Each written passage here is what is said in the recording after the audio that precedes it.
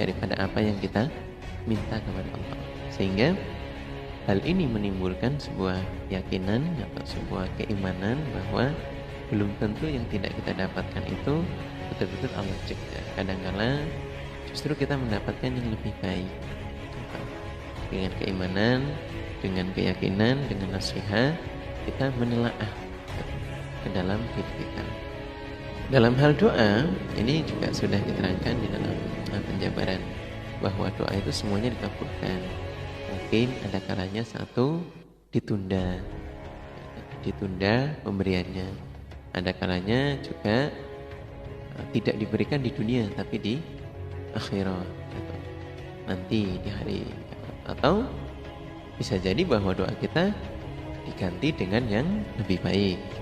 Kita mintanya keamanan, keselamatan, atau tapi diberi sakit, atau kemudian dengan sakit justru lebih aman dan lebih kita meminta berdoa kaya raya, atau ditunda diberinya keimanan yang baik, atau yang selalu bisa beribadah dengan diberi sedang-sedang saja.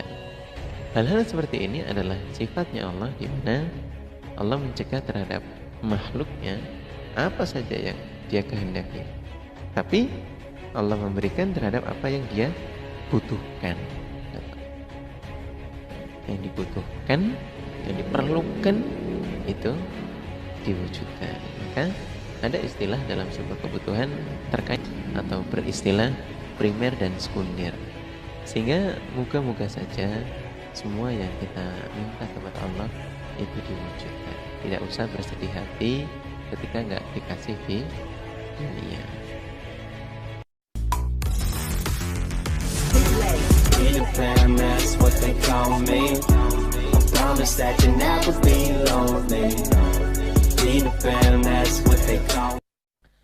Para kaum muslimin dan muslimah yang kami hormati, berikutnya adalah 91 Al-Dharru, ialah Allah zat yang maha bahayakan, memberi bahaya.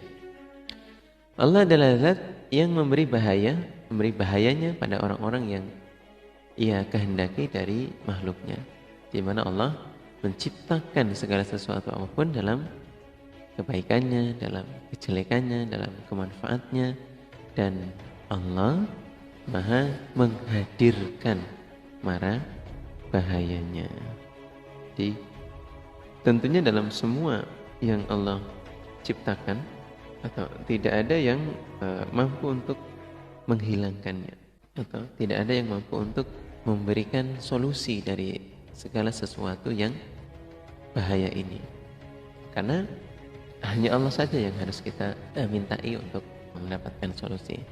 Dalam hal ini, semua kebaikan atau mungkin hal-hal yang dianggap jelek atau sesuatu yang tidak manfaat, itu Allah hadirkan mara bahayanya. Maka kita harus berlindung kepada Allah. Kami ulangi sekali lagi bahwa Allah zat yang memberi mara bahayanya pada orang-orang yang dikehendaki dari makhluknya. Jadi ya ada hambanya Allah yang memiliki sifat membahayakan.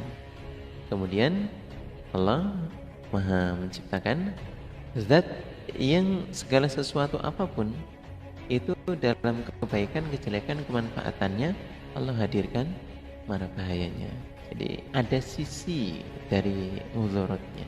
Maka dalam hal ini kami contohkan sebuah sesuatu dalam hal kepemilikan, atau apabila kita ingin menikahi istri, atau di sana wanita dalam doanya, Allahumma inni as'aluka khairaha wa khairi ma fiha jabaltaha alai. Atau begitu juga dengan kendaraan. Kita berdoa bahwa apa yang kita akan miliki itu kita doakan, kita doai, kita mintai terhadap watak baiknya dan dilindungi dari watak atau sifat jeleknya. Begitu juga dengan hal apapun, kendaraan, kita doai di mana mungkin si kendaraan ini nanti akan memiliki sifat bahaya, maka kita berdoa untuk dilindungi dari watak atau sifat bahayanya si benda itu, sehingga apa yang kita dapatkan adalah keberkahan. Dan perlu diyakini bahwa mudarat ini adalah Allah yang menghadirkan. Jadi berlindung kepada Allah dengan membaca doa. Kalau kalimat-kalimat penjagaan ya Al-Ikhlas, kemudian An-Nas, kemudian Al-Falaq itu adalah kalimat-kalimat al-mu'awwidzat, doa-doa, surat-surat untuk meminta penjagaan.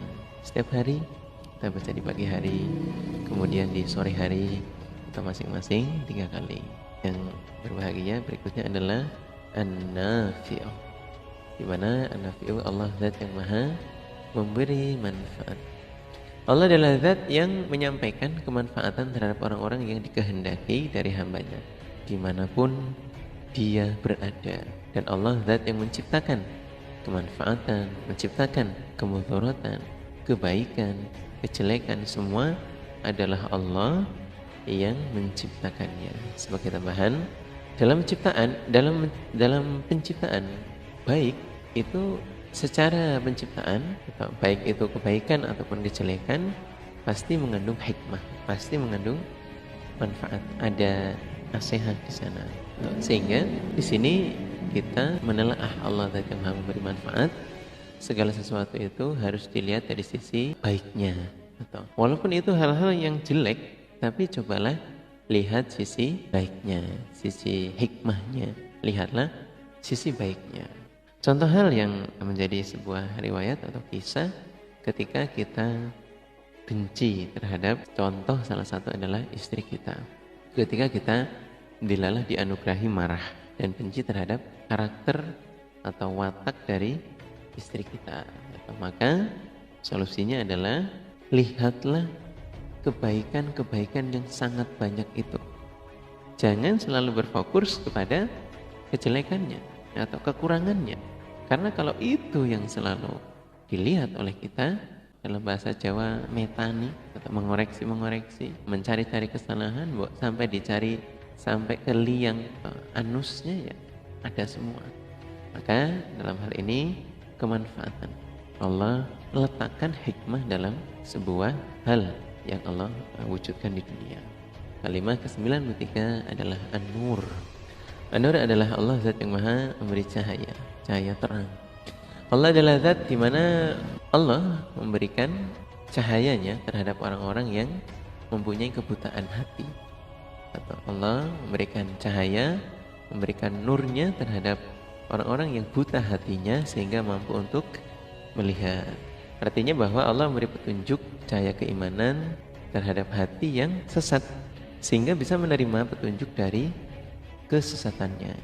Kalau hatinya oleh Allah sudah dibuka, atau yang tadinya itu tidak faham, tidak mengerti dalam urusan agama, kemudian hatinya sudah dilapangkan atau dibuka mata hatinya, maka dia bisa untuk mengetahui cahaya keimanan. Itu adalah Allah yang membukanya. Yang tadinya sesat menjadi mampu untuk membedakan, melihat.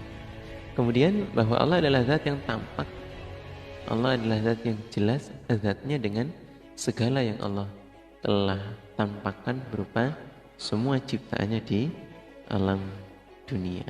Artinya bahwa Allah Zat yang tampak dengan segala sesuatu yang telah Allah ciptakan di dunia ini,